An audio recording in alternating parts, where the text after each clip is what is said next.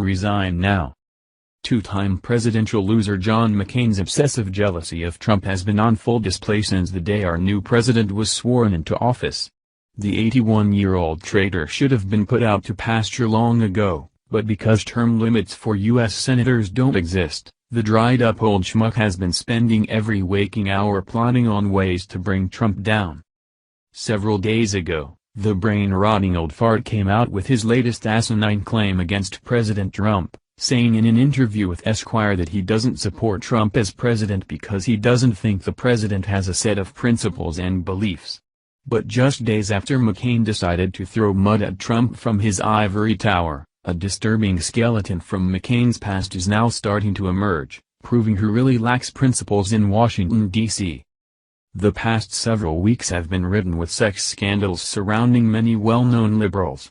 We learned that Al Franken and Harvey Weinstein have sexually abused women for decades, and over the past 24 hours, Matt Lauer of The Today Show was fired from the network, as disgusting details surfaced about how he routinely turned his office into a sex lair, and had a secret button under his desk installed so he could lock the doors from the inside.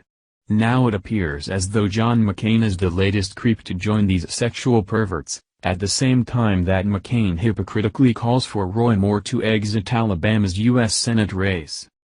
When it comes to John McCain's decisions, we've learned from his past antics that he's always out for himself and he has little regard for his own political party, his family, or his constituents. Now it's being revealed how McCain allegedly cheated on his wife of 37 years, after having an improper relationship with lobbyist Vicky Eisman. A female lobbyist had been turning up with him at fundraisers, visiting his offices and accompanying him on a client's corporate jet. Convinced the relationship had become romantic, some of his top advisors intervened to protect the candidate from himself, instructing staff members to block the woman's access, privately warning her away and repeatedly confronting him. Several people involved in the campaign said on the condition of anonymity. But this is just the beginning of John McCain's disgusting sexual escapades, as you will soon see.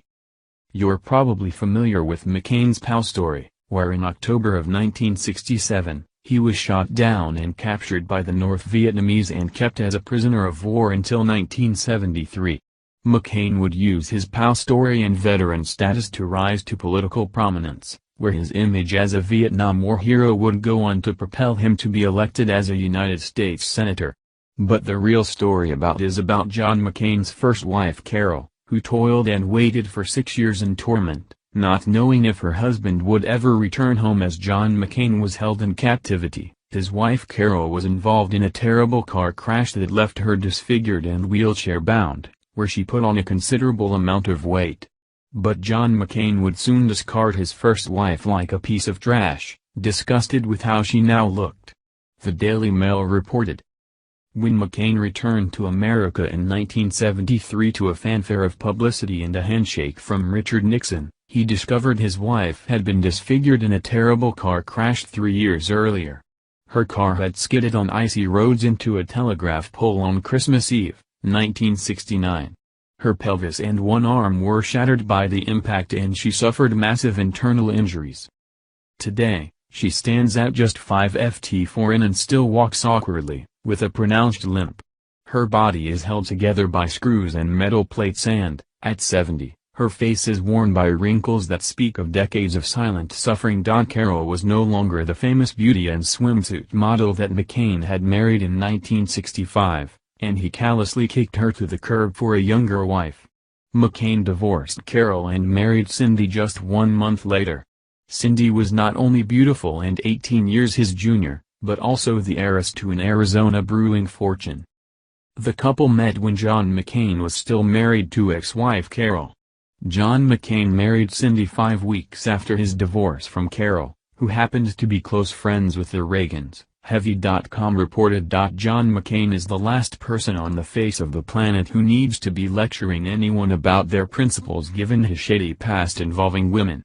Be sure to share this story and help expose John McCain for the crooked man that he is.